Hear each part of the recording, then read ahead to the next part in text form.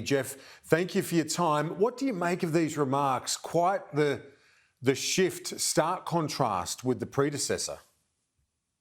Good afternoon, Karen. Yes, but remember, those remarks are not just being made by the ambassador. Those remarks would have been very carefully worked through the Chinese system. And when the Chinese ambassador in Canberra speaks in this way, he's speaking with the full authority of the leadership in Beijing. So it's not just a casual Happy Australia Day greeting from the ambassador. This is a considered message from the Chinese leadership.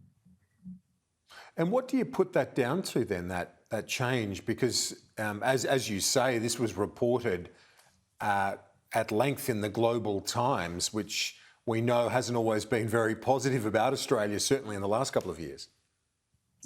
Well, I think there's been a shift for anyone who cares to watch what's going on in China for pretty much the last 6 months. I referenced it in one of my AFR columns towards the end of last year. We have seen a stepping away by China of what's called the wolf warrior diplomacy, which has been so abrasive and has upset so many countries. And I think we also see that China wishes to present itself differently to the world. The head of the Global Times, as you mentioned, has been moved on. And I think with the arrival of a new ambassador to Canberra, this offers an opportunity for a circuit breaker and to reset the tone of the relationship. Yeah, indeed. And I guess a lot of analysts and commentators, including in myself and others in the press gallery, discussing the upcoming election in those terms. I asked Anthony Albanese about this at the press club earlier in the week as to whether he thought the election might be a time for a reset. It looks like Beijing is trying to pursue that anyway. They may well be anticipating that, but I don't think Labor has given Beijing any reason to think that there will be a change if the government were to change in Australia. I think Labor has made it very clear that they will not have a crack of light between themselves and the government on China policy for fear of being wedged.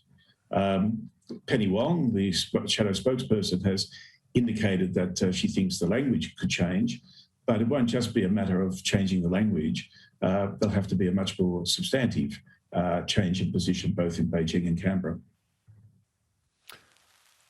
Did you anticipate this effort by China to extend an olive branch? Did you think this would be forthcoming? And if it is the sign of that things are going to thaw, is that a long-lasting repair, or are you worried about the way that this relationship unfolds over the medium term? Well, yeah, look, I'm surprised by the timing, not that it's happened, but I would have thought such a gesture probably would have been held back until after the next election, no matter who ends up forming a government in Australia. So I think the timing is surprising.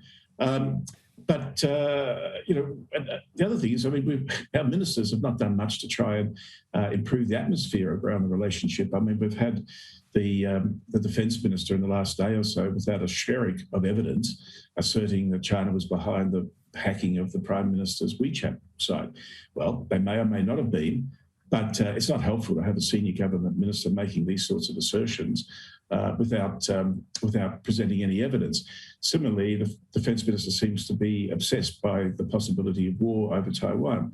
And this is, I think, something that causes great puzzlement in Beijing. So I think we haven't done a lot on our side to bring this forward. So it might be the case that China does see that its interests are going to be better served by a more moderate tone in its foreign policy and its diplomacy. And it can't go on continuing to put this sort of pressure on Australia. So it does suggest that we could look forward to some substantial improvement in the relationship in the medium term.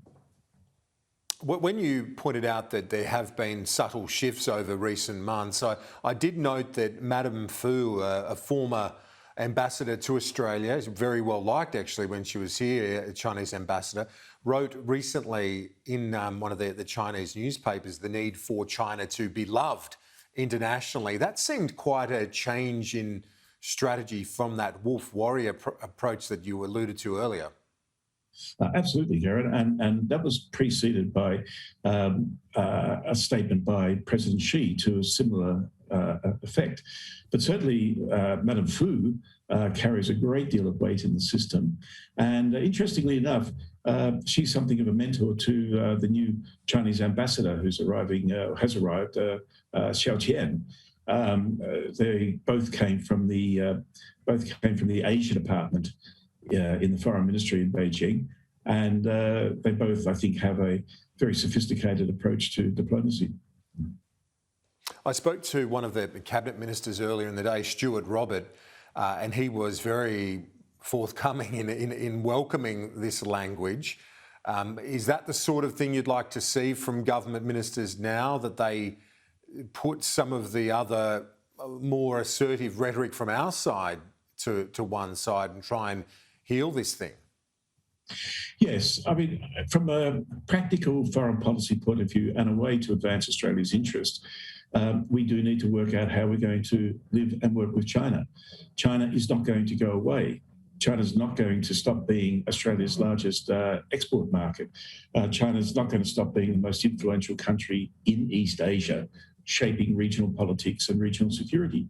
So we need to be part of that conversation, but you can't be part of that conversation if you can't speak to Beijing, which is the current situation.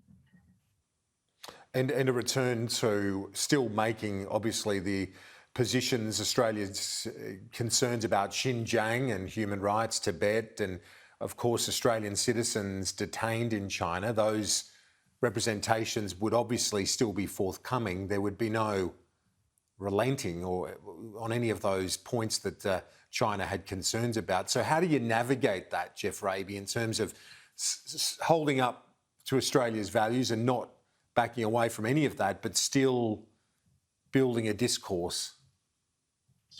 Well, we're celebrating 50 years of a bilateral relationship with China. For most of those 50 years, we've managed to do two things: to advance our interests, not only economic interests, but security interest in the region, and at the same time, to make sure China understands and recognises our values and where we stand on these sorts of issues. And the ambassador, in his Australia Day statement, has effectively done that by acknowledging that we have differences across a range of things, differences in social systems, differences in political system, and so on. But we have many things of common interest. And this was the old John Howard formula when he was Prime Minister, and it still applies as much today as it did then. Concentrate on our interests and make clear where our differences are, but don't let them define and determine the relationship as the current Morrison government has done.